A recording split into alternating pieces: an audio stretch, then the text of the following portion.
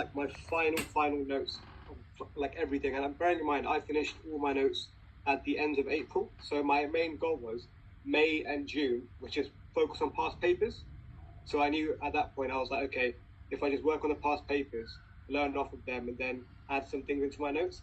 But once I finished my notes, what I then did was I created another workbook, but I named this as like a quick guide. So I essentially took the main points from every single chapter and created like one final, like, it's sort of like a declaration kind of book. And then from that, especially the night before the exam, I didn't bother going through all the notes because there was no time. There was no point in going through all the notes, going through everything and being like, okay, let me just stress myself out. I was like, no, I'm just going to take the quick guide and call it a day. And like, Mike, I don't know if you heard about the one training center which had the power cut. Yeah, I did. Yeah, that was me. Was that you? Was Whoa. I had a 4-hour power cut, especially in my one. So it was like, our first exam was at 10 in the morning, and I left the test center at 8:30 p.m. Wow. It was it wasn't pretty, but especially when it came to the maths exams, what I've noticed is that they've started asking a lot more hospital chart record related maths questions.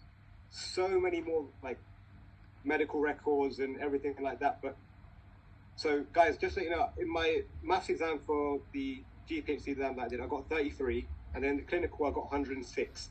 And the reason why I got 106 was because I answered every question on first instinct, and it was more the most important thing rather than reading the options. Because, like, especially those of you who done the exam in June, there was like 3 questions alone on metformin.